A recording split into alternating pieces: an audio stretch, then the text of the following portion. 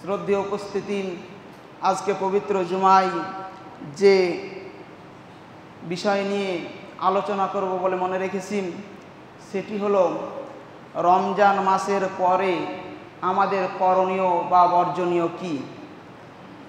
আল্লাহ তাআলার কাছে কোটি কোটি শুকরিয়া, আলহামদুলিল্লাহ হামদান কাসীরা, যে তিনি আমাদেরকে পূর্ণ রমজান মাসে উপস্থিত রাখিয়েছিলেন। এবং আরও আল্লাহ তাআলার কাছে শুকরিয়া যে শুধু রমজান মাসে আমরা এমনি থাকিনি, তিনার আদেশকে আমরা যথাযথভাবে পালন করেছি সিয়াম রেখে। তিনার আরও শুকরিয়া জ্ঞাপন করি আলহামদুলিল্লাহ যে তিনি যে রমজান মাসে বিশেষ রহমত বা বরকতে ভরপুর করিয়ে রেখেছিল, সে রমজান মাসের সিয়াম কিয়াম সমস্ত আমলগুলো যেগুলো আমাদের জন্যে জান্নাতে যাওয়ার পথকে সহজ করে তোলার জন্য যথেষ্ট ছিল, সেই আমলগুলোকে, সেই সওয়াবগুলোকে যথাযথভাবে আমরা নিজের আমল নামায় নিয়ে আসতে পেরেছি আলহামদুলিল্লাহ। আরও শুকরিয়া যে পূর্ণ একটি রমজান মাস আমাদেরকে দিলেন, তিনার সিয়াম পালন করলাম, কিয়াম পালন করলাম, মাসের শেষে ঈদ পালন করলাম এবং সিয়ামের কোনো ত্রুটি বিচ্যুতি থাকা থেকে পবিত্র করলাম সিয়ামকে, তা হলো ফিতরার মাধ্যমে। আল্লাহ তাআলার কাছে লাখো কোটি শুকরিয়া যে তিনি আমাদেরকে জান্নাতে নিয়ে যাওয়ার জন্যে যাবতীয় যে সমস্ত কৌশল আমাদেরকে দিয়েছেন তা পরিপূর্ণভাবে আমরা পালন করেছি নিজের সাধ্যমতো। বিষয় থেকে যায় যে আল্লাহ তাআলার যে রমজান মাসে আমাদের সাথে ওয়াদা বা যেটা আমাদের ঈমানের দায়িত্ব ছিল, যে সিয়ামের একটি শর্ত হচ্ছে যে প্রত্যেক উম্মতিদেরকে বা আল্লাহ তাআলার বান্দা ও বান্দীদেরকে মুত্তাকি করে জাহান্নামের লিস্ট থেকে নাম কাটিয়ে নেওয়ার কথা হয়েছিল। সিয়ামকে এজন্য আমাদের প্রতি ফরজ করেছিলেন যাতে করে আমরা মুত্তাকি হতে পারি। যাবতীয় আমলের মূলে থাকে আল্লাহ তাআলার জান্নাত। আল্লাহ তাআলার জান্নাতের আশা ব্যতীত যদি আমরা কোনো আমল করে থাকি তাহলে সে আমল কোনো গ্রহণযোগ্য হবে না। তো রমজান মাস আমরা পেলাম, আমরা মুত্তাকি হওয়ার সুবর্ণ সুযোগ পেয়েছিলাম। প্রশ্ন থাকে যে আমরা কি সেই মুত্তাকি হওয়ার পূর্ণ অধিকারী অর্জন করতে পেরেছি? সিয়াম তো আমরা পালন করেছি, যথাযথভাবে 5 ওয়াক্ত সালাত আদায় করেছি সাধ্যমতো। সালাত, ফরজ সালাত আদায় করার পারিপার্শ্বিক যে সমস্ত নফল ইবাদতগুলো রয়েছে, যেমন কিয়ামুল লাইল অর্থাৎ তারাবি পালন করেছি।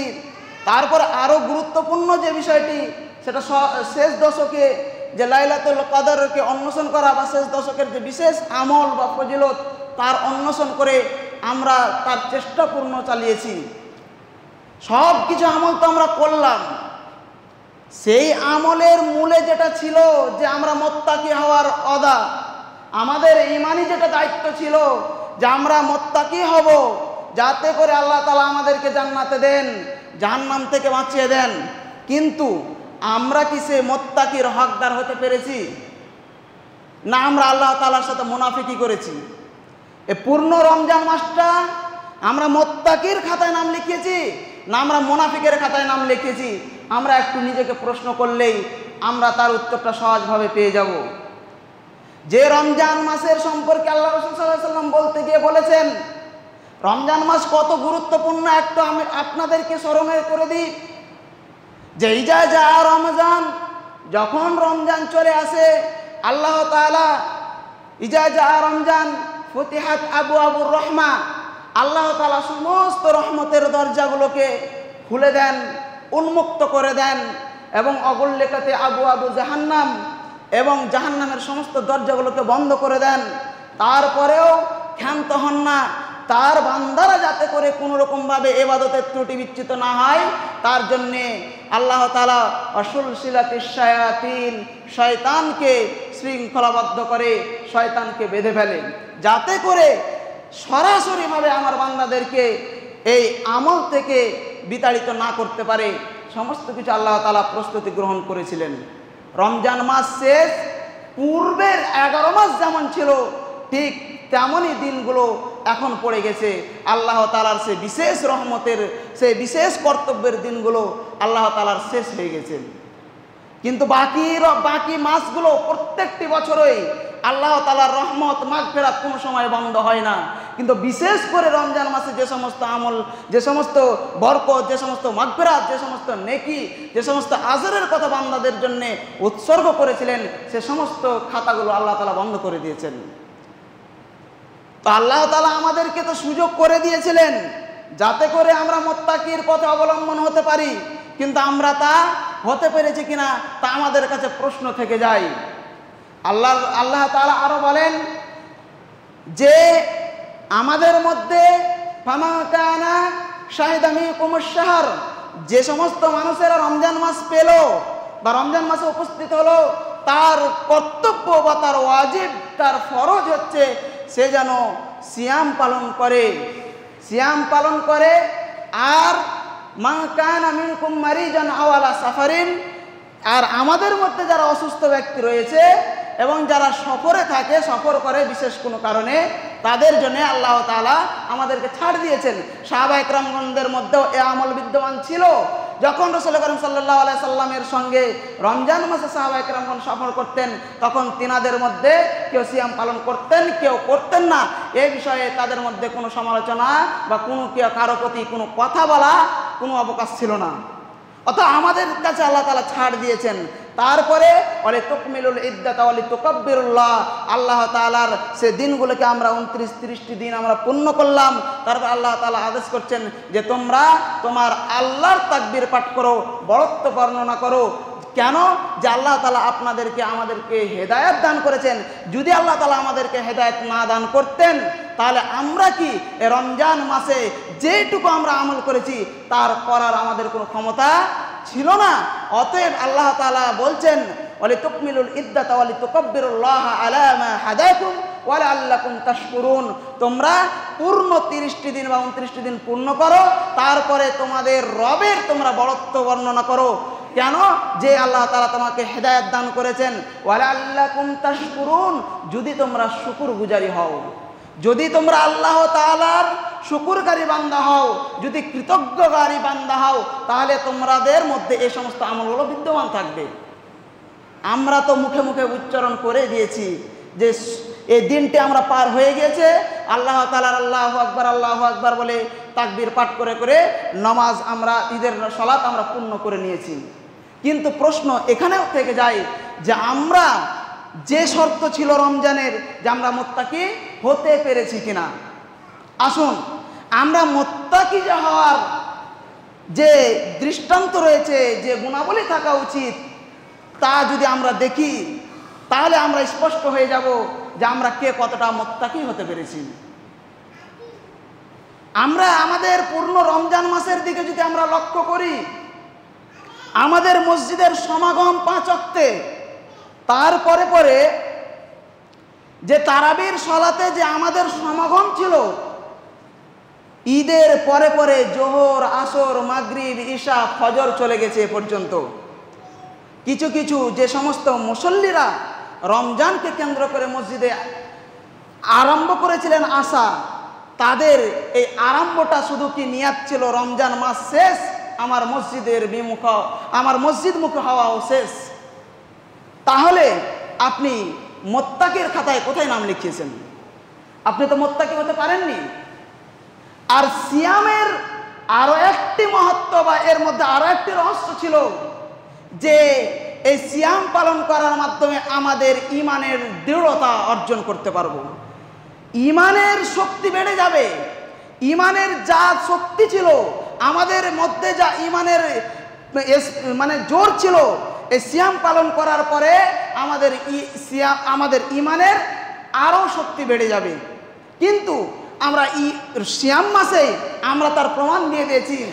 কেননা আমরা যে রমজান মাসের পূর্বে 11টি মাস কাটিয়েছি, সেই মাসের মধ্যে হাজারো গুনাহ খাতার মাধ্যমে আমাদের ঈমান কমজোর হয়ে গিয়েছিল।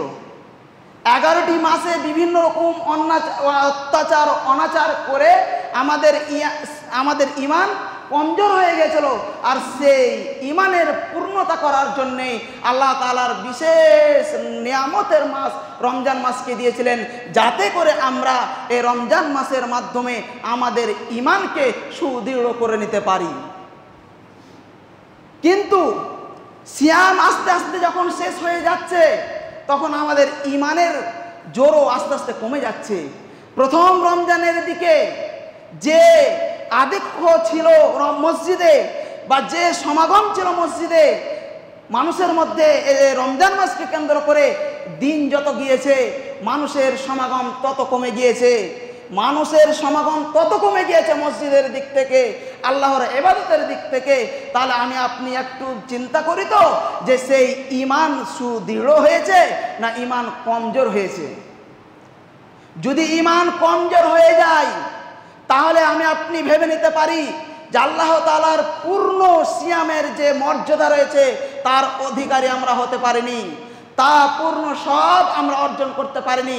আল্লাহ তাআলা আমাদের জন্যে আল্লাহ তাআলার আমাদের জন্য যে বদদুয়া রয়েছে রসুলের মাধ্যমে, সেই বদদুয়া কিন্তু আমাদের মধ্যে পতিত হবে।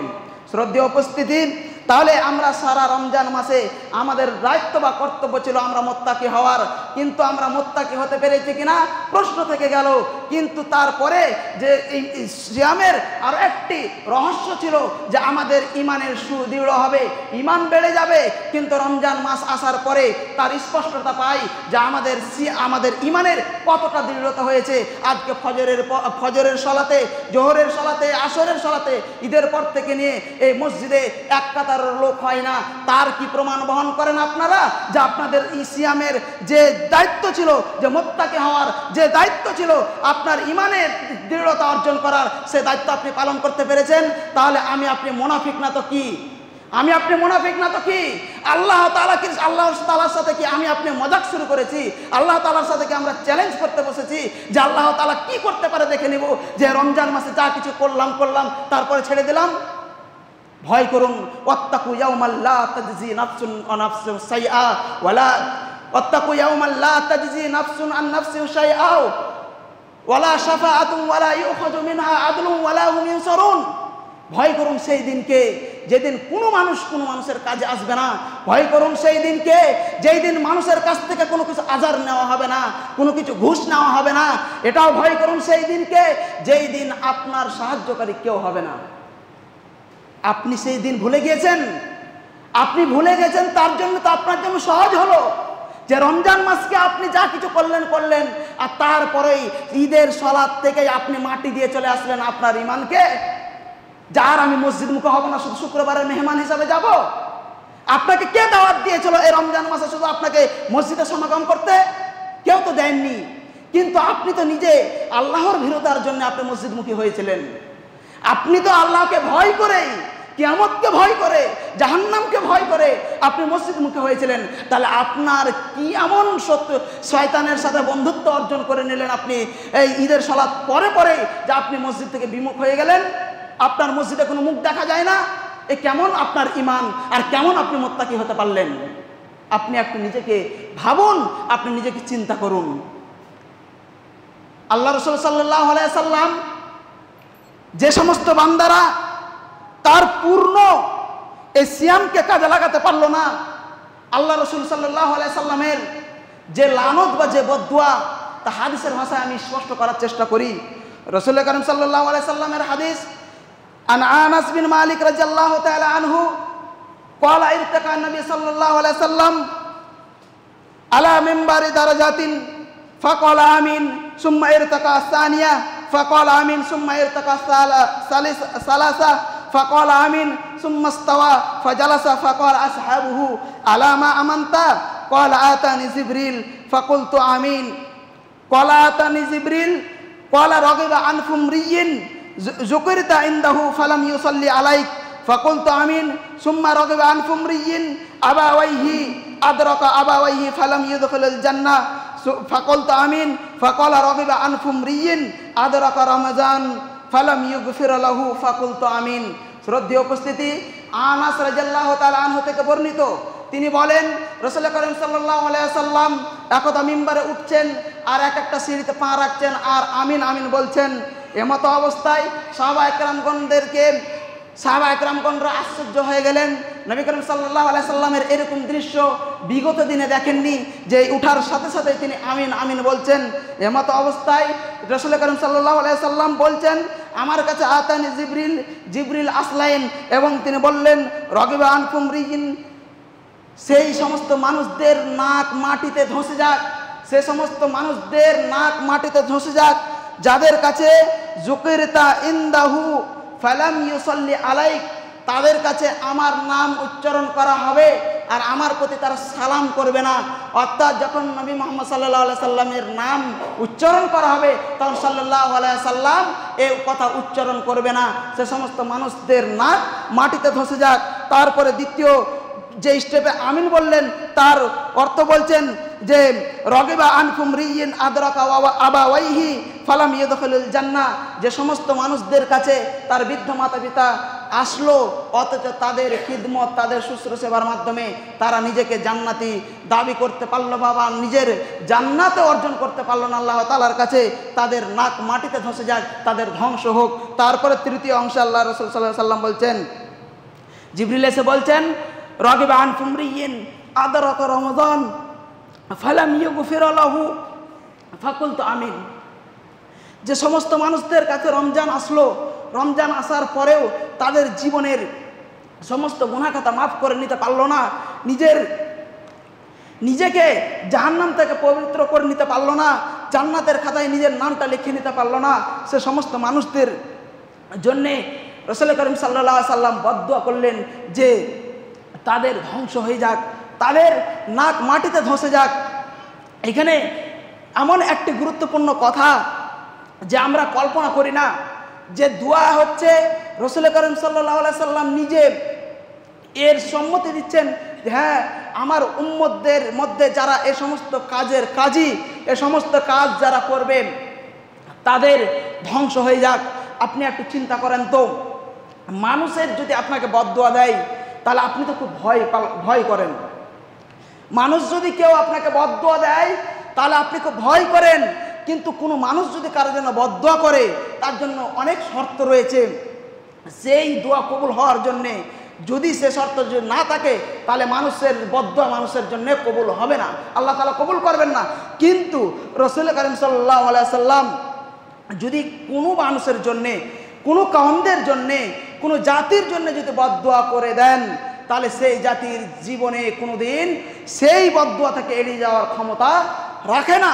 তাহলে আমি একটু চিন্তা করি তো, যে রাসূল করিম সাল্লাল্লাহু আলাইহি সাল্লাম আমাদের আপনাদের মধ্যে যে সমস্ত বান্দারা, যে সমস্ত মানুষেরা এ সমস্ত কাজের কাজী, তারা কি সেই বদদুয়া থেকে আমরা পরিত্রাণ পাবো? যদি রাসূলের বদদুয়া আমাদের প্রতি থাকে তাহলে আমার আপনার জন্য জান্নাত হবে? আমার আপনার জন্য জান্নাত কিন্তু হবে না, জান্নাতের হকদারি কিন্তু আমরা হতে পারবো না। অতএব আমাদেরকে এই হাদিসের প্রতি বিশেষভাবে লক্ষণীয় বিষয় ছিল বা আমাদের খুবই গুরুত্ব দেওয়া উচিত ছিল, যাতে করে আমরা এই বদদুয়া থেকে আমরা নিজেকে পবিত্র করতে পারি। শ্রদ্ধেয় উপস্থিতি, কিন্তু আমাদের মতো হতভাগা আর কে হতে পারে যে নবী করিম সাল্লাল্লাহু আলাইহি সাল্লাম তিনি এমন দয়ালু যে স্বয়ং আল্লাহ তাআলা তাকে স্বীকৃতি দিচ্ছেন তিনি হচ্ছেন রহমতুল লিল আলামিন, সারা বিশ্বের জন্যে তিনি হচ্ছেন একজন রহমত, তিনি যেন হচ্ছেন একজন দয়ালু। তার উম্মতদের জন্য তিনি শুধু তার উম্মতদের জন্য থেমে থাকেননি, কত না তিনি আর্তনাদ করেছেন আল্লাহ তাআলার কাছে, কত না তিনি কান্নাকাটি করেছেন। আপনি তায়েফের কথা চিন্তা করুন, যেই জায়গার মানুষেরা রাসূল করিম সাল্লাল্লাহু আলাইহি সাল্লামকে এত আঘাত করেছিলেন, অন্য কোনো জায়গার মানুষ এত আঘাত করেননি, এত কষ্ট দেননি। তারপরেও রাসূল করিম সাল্লাল্লাহু আলাইহি সাল্লাম সেই জাতির প্রতি কিন্তু বদদুয়া করেননি। কিন্তু এটা কতটা কঠোর বা কতটা আমরা মানে ধ্বংসের পথে, যে আল্লাহ রাসূল সাল্লাল্লাহু আলাইহি সাল্লাম তার উম্মতদের মধ্যে হতেই যারা এরকম কাজের কাজী হবে, এরকম কাজের অধিকারী হবে, তাদের জন্য আল্লাহ তাআলা দোয়া করছেন বদদুয়ার। আপনি একটু কল্পনা করুন যে কতটা ভয়ানক একটি বিষয়, কিন্তু আমরা তা কখনোই কল্পনা করতে পারি না, আমরা মনে কখনোই নিয়ে আসতে পারি না এই ভয় বা ভীতি। শ্রদ্ধেয় উপস্থিতি, তাহলে আমরা নিজেরা একটু বিচার করি, নিজেদের একটু মনে মনে একটু কল্পনা করি যে আমরা যে রমজান মাসটা পেয়েছি, আমরা কি সে রমজান মাসে নিজেদের গুনাহখাতা মাফ করিয়ে নিতে পেরেছি? আমরা কি নিজেদেরকে জাহান্নামের আযাবকে ভয় করে জাহান্নাম থেকে মুক্তি হওয়ার আশা রাখতে পেরেছি রমজানের মাধ্যমে? যদি না পারি, তাহলে আমি আপনি এই হাদিসের প্রতি লক্ষ্য রেখে একটু ভয় বা চিন্তা করা আমাদের জন্য খুবই দরকার বা আবশ্যক, আমাদের জন্য খুবই দরকার, যাতে করে আমরা ভবিষ্যতে এরকম কাজের কাজী না হতে পারি, আমরা যেন এরকম কাজের অধিকারী না হতে পারি। না হলে আমাদের দুনিয়াটা আশায় বৃথা হয়ে যাবে, আমাদের দুনিয়াটা আশায় বৃথা হয়ে যাবে। আমরা মুসলিম ঘরে জন্মগ্রহণ করেছি, আমরা ঈমান রাখি আল্লাহ তাআলার প্রতি, আমরা ঈমান রাখি আখিরাতের প্রতি, যে আমাদের হিসাব নিকাশ হবে, আল্লাহ তাআলার কাছে দাঁড়াতে হবে। যদি আমাদের ভালো কর্মক্রিয়া হয় আমরা জান্নাত পাবো, যদি আমাদের খারাপ কর্মক্রিয়া হয় তাহলে আমরা জাহান্নাম পাবো। অর্থাৎ জান্নাত জাহান্নামের আমাদের পূর্ণ নিয়াত আছে, আমাদের ঈমান আছে জান্নাত জাহান্নামের প্রতি। তাহলে আমি আপনি যদি জান্নাত জাহান্নামের প্রতি ঈমান থাকে, তাহলে আমার আপনার কি দায়িত্ব না যে জাহান্নাম থেকে মুক্তি হওয়া, জান্নাতে প্রবেশ করা? এটা কি আমার আপনার ঈমানের দায়িত্ব না? যদি আমার আপনার ঈমানের দায়িত্ব না হয়ে থাকে, তাহলে আমার আপনার আকীদায় ত্রুটি রয়েছে, আমার আপনার আকীদায় ত্রুটি রয়েছে। আল্লাহ তাআলা তো জান্নাতকে এমনি সৃষ্টি করে দেননি, আল্লাহ তাআলা তো জাহান্নামকে এমনি সৃষ্টি করে দেননি, আমাদের জন্য সৃষ্টি করেছে, যাতে যার মাধ্যমে আমাদের মধ্যে কেউ জাহান্নামে যাবে, সেখানে শাস্তি ভোগ করবে, অতুলনীয় শাস্তি, যার কোনো তুলনা নেই। যাদের আমাদের মধ্যে যারা ভালো কর্মক্রিয়া, যারা আল্লাহ তাআলার রহমতের মধ্যে থাকবে, তারা জান্নাত পাবে, আর সেখানে অফুরন্ত ভালোবাসা, অফুরন্ত নিয়ামত, অফুরন্ত আরামদায়ক স্থানে তারা বসবাস করবেন। তাহলে আমার আপনার ঈমানের দায়িত্ব যে আমি আপনি জাহান্নাম থেকে মুক্তি হওয়া, জান্নাতে প্রবেশ করা। আমাদের আপনাদের জন্য একটা সুবর্ণ মাস ছিল, আমাদের কাছ থেকে বিদায় নিয়েছে, আমাদের জন্য আফসোস। কারো জন্য আফসোস, কারো জন্য খুব খুশি, যে যারা আমরা নিজেকে বিভিন্ন আমলের মাধ্যমে নিজের গুনাহখাতা মাফ করেছি, তারা তো আলহামদুলিল্লাহ আল্লাহ তাআলার যে রাসূলের যে বদদুয়া তা আমাদের জন্যে লাগু হবে না। কিন্তু যারা আমরা আমলকে পরিবর্তন করতে পারিনি, নিজের ঈমানকে পরিবর্তন করতে পারিনি, মুত্তাকি হওয়ার আশা রাখতে পারিনি, তারা কিন্তু তাদের জন্য দুর্ভোগ, তাদের জন্য দুর্ভোগ যে তারা আল্লাহ রাসূল সাল্লাল্লাহু আলাইহি সাল্লামের বদদুয়ার মধ্যে নিমজ্জিত।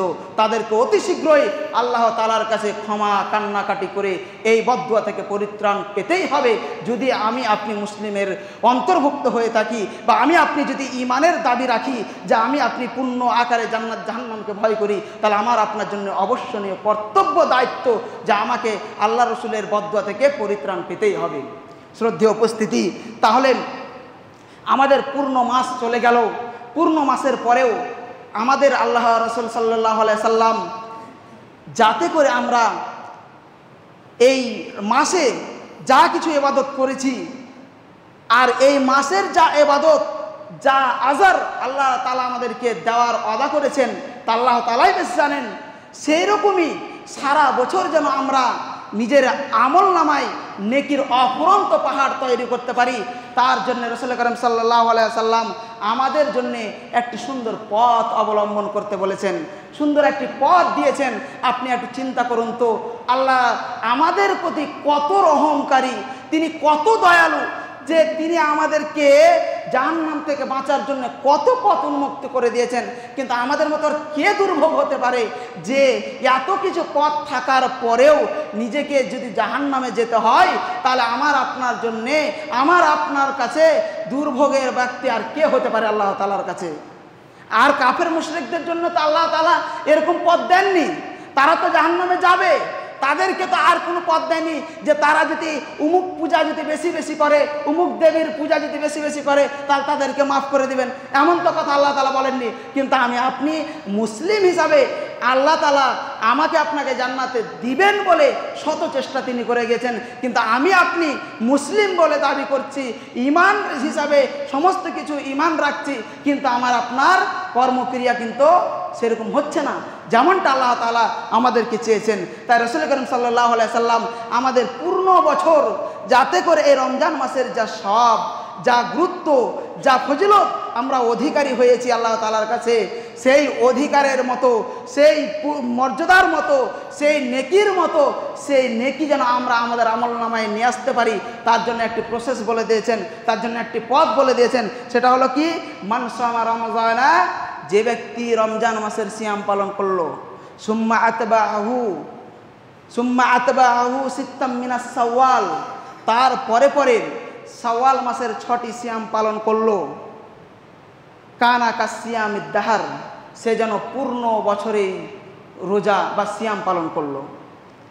যে ব্যক্তি রমজান মাসে সিয়াম পালন করলো পূর্ণ সিয়াম, তার পরে পরে শাওয়াল মাসের 6টি সিয়াম পালন করলো, সে ব্যক্তি যেন সারা বছর সিয়াম পালন করলো, সে ব্যক্তি যেন সারা বছর সিয়াম পালন করলো।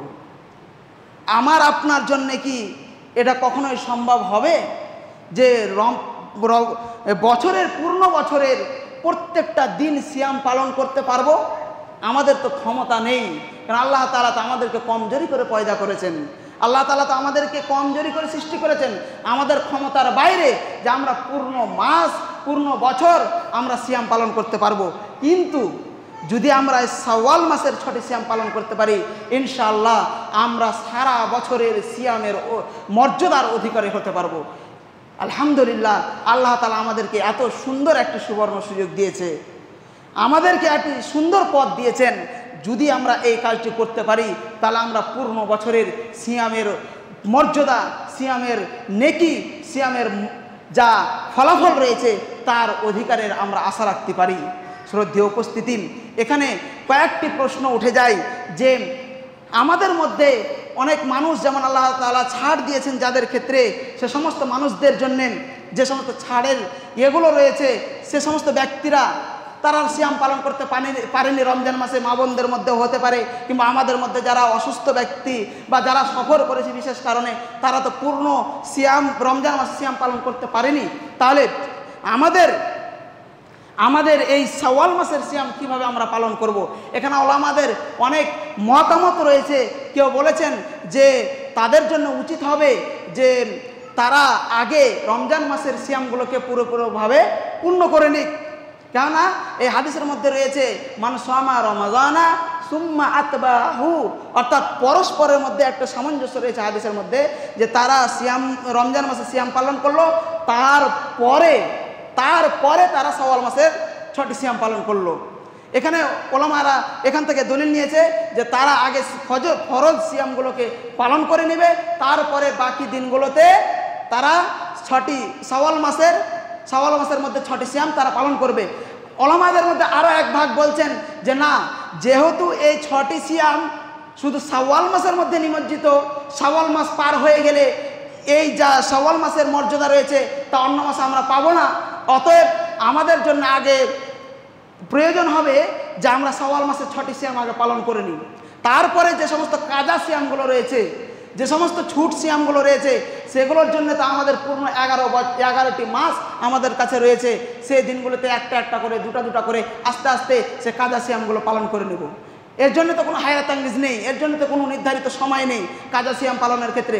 কিন্তু শাওয়াল মাসের জন্য নির্ধারিত মাস রয়েছে, সেটা শাওয়াল মাসে পূর্ণ করতে হবে। অতএব আমাদের মধ্যে যারা শক্তিশালী, যারা 6টি সিয়াম পালন করার ক্ষমতা রাখি, তারা লাগাতারভাবেও রাখতে পারি এই 6টি সিয়াম, কিংবা এই রমজান মাসের মধ্যে শাওয়াল মাসের মধ্যে একটি করে শাওয়াল মাস শেষ হওয়ার আগে 6টি সিয়াম পালন করে নেওয়া আমাদের জন্য খুবই জরুরি, খুবই কর্তব্যপূর্ণ একটি কাজ, খুবই মর্যাদাপূর্ণ একটি কাজ। তারপরে যারা কাজা সিয়াম পালন করার পরেও শক্তি রাখতে বা মনের ভিতরে দৃঢ়তা আছে যে শাওয়াল মাসের 6টি সিয়াম আমি পালন করে নিতে পারবো, তাহলে আপনি করে নেবেন, আগে ফরজ সিয়ামগুলোকে পালন করে নেবেন, কাজা সিয়ামগুলোকে পালন করে নেবেন, তারপরে শাওয়াল মাসের মধ্যেই 6টি সিয়াম পালন করে নেবেন। আর যদি না পারেন যে আমি কাজা সিয়াম পালন করার পরে এই 6টি সিয়াম পালন করতে আমি অক্ষম, নাও পারতে পারি, এরকম যদি সন্দেহ থাকে, তাহলে আপনি এই 6টি সিয়াম আগে পালন করে নেবেন। তার পূর্ণ 11টি মাসের মধ্যে যে কোনো মাসের মধ্যে কাজা সিয়ামগুলো পালন করে নেবেন। এখানে আরও একটি বিষয় হলো যে কাজা সিয়াম পালন করা আমাদের জন্য ওয়াজিব, আমাদের জন্য ফরজ। যে সমস্ত মা বোনেরা বা যে সমস্ত ভাইয়েরা আমাদের বিভিন্ন অজুহাতে বিভিন্ন কারণে আমাদের সিয়াম ছুট হয়ে গেছে, সেগুলো 11টির মাসের মধ্যে আমাদের পূর্ণ করা ওয়াজিব, ফরজ, করতেই হবে, পালন করতে হবে। যাই হোক, শেষে আমি আরও একটি বিষয় স্পষ্ট করে দিই যে আমরা যে পূর্ণ মাসের এতগুলো ইবাদত করলাম, এই পূর্ণ মাসের ইবাদতগুলো আল্লাহ তাআলার কাছে কবুল হয়েছে কিনা তার আমরা কি করে বুঝতে পারবো? তা আমরা কি করে বুঝতে পারবো যে আমাদের পূর্ণ আমলগুলো আল্লাহ তাআলার কাছে কবুল হয়েছে কিনা? শ্রদ্ধেয় উপস্থিতি, ওলামা একরামগণ এমনভাবে বর্ণনা দিয়ে থাকেন যে এখান থেকে আমরা একটা জিনিস বুঝতে পারি যে আমাদের আমলগুলো আল্লাহ তাআলার কাছে যথাযথভাবে কবুল হয়েছে কিনা তার একটা নিশানি আমরা এভাবে নিতে পারি যে আল্লাহর যে সমস্ত বান্দাদের আমল কবুল করে নিয়েছেন বা যে সমস্ত বান্দাদের আমল আল্লাহ তাআলার কাছে গ্রহণযোগ্য হয়ে গিয়েছে, তার জন্যে বাকি রমজান মাসের পরে বাকি 11টি মাস যেমনভাবে রমজান মাসে সে সিয়াম পালন করেছে, 5 ওয়াক্ত ফরজ সালাতগুলো সময় মতো আদায় করেছে, নফল সিয়ামগুলো যথাযথভাবে পালন করার চেষ্টা করেছে বা করেছে, কিন্তু বাকি রমজান মাস পরে বাকি মাসগুলোতেও তার উপস্থিতি মসজিদে অনুরূপ থাকবে যেমন সিয়াম মাসে রমজান মাসে ছিল। আমাদের মধ্যে যাদের আমলগুলো কবুল হয়ে যাবে তার একটা নিশানি ওলামা একরামগণ বলেছেন যে বাকি বিগত রমজান মাসে তার যেরকম ইমানের প্রতি বা আল্লাহ তাআলার আমলের প্রতি যা আগ্রহ ছিল, যা কর্মক্রিয়া ছিল, যা তার মনের মধ্যে বাসনা ছিল, মসজিদে উপস্থিতি হয়েছিল ফরজ সালাতগুলোতে বা বিভিন্ন রকম আমলগুলোতে, বাকি রমজান মাসের পরে বাকি মাসগুলোতেও একইভাবে তার ধারাবাহিকতা থাকবে। আল্লাহ তাআলার কাছে আমলগুলো কবুল হয়েছে কিনা তার একটা ওলামা একরামগণ ইত্তেফাক করেছেন বা এরকমভাবে একটি জিনিস স্পষ্ট করার চেষ্টা করেছেন যাতে করে আমরা আল্লাহ তাআলার কাছে আশা রাখতে পারি যে হ্যাঁ, আল্লাহ তাআলা আমাদের আমল হয়তো বা কবুল করেছে। আচ্ছা, এখানে আপনি ভাবুন, যদি আল্লাহ তাআলা আমাদের প্রতি যদি রহম না করতেন, যদি আমাদেরকে হেদায়েত না করতেন, যদি আমাদের দোয়া যদি না কবুল করতেন, তাহলে তো রমজান মাসের যে সমস্ত আমলগুলো আমরা করেছি তা পূর্ণ আকারে আমরা তো পালন করতে পারতাম না। আল্লাহ তাআলার রহম ছিল, তার বলেই আমরা কিন্তু পূর্ণ মাসের যথাযথ আমলগুলো করার চেষ্টা করেছি। যারা আমরা পারিনি তারা তো আল্লাহ তাআলার হেদায়েত থেকে, আল্লাহ তাআলার রহমত থেকে অনেক দূরে, তাদের কথা আমি বলছি না। যারা আমরা করেছি তাদের কথা বলছি যে আমাদের বাকি মাসগুলো অনুরূপভাবে যেমনভাবে রমজান মাসে ছিল অনুরূপভাবে আল্লাহ তাআলার আমল আমাদের ধারাবাহিকতা থাকবে। যদি না থাকি তাহলে আমি আপনি একটু আশঙ্কা রাখতে পারি যে আল্লাহ তাআলার কাছে যথাযথভাবে আমার পূর্ণ মাসের আমল কবুল হয়নি, পূর্ণ আকারে আল্লাহ তাআলার কাছে কবুল হয়নি। শ্রদ্ধেয় উপস্থিতি, এদিকে ধ্যান রাখবেন যে আল্লাহ তাআলার যে সমস্ত আদেশগুলো আমাদের জন্য সিয়ামের জন্য নির্ধারিত করেছিল সেগুলো আমাদের কাছে স্পষ্ট হয়েছে কিনা। তাহলে আমাদের রমজান মাসের পরে যে সমস্ত ক্রিয়াকর্ম তার মধ্যে দুটি আমরা পেলাম যে রমজান মাসে যেরকম আমাদের আমলের প্রতি আগ্রহ ছিল অনুরূপভাবে বাকি মাসগুলোতেও করা আমাদের জন্য আবশ্যিক, যাতে করে আমরা বুঝতে পারি যে আল্লাহ তাআলার রহমত আমাদের জন্য অবধারিত আছে, আল্লাহ তাআলার রহমতের মধ্যে আমরা আছি। দ্বিতীয় একটি অনেক মর্যাদাপূর্ণ কাজ হচ্ছে যে শাওয়াল মাসের মধ্যে আমাদের 6টি সিয়াম পালন করা কর্তব্য। বা আমরা যদি মমিনদের কখনোই এটা বৈশিষ্ট্য হতে পারে না যে যখন কোনো আল্লাহ তাআলার পুরস্কারের ঘোষণা করেন তখন সে পুরস্কার সে গ্রহণ করবেন না।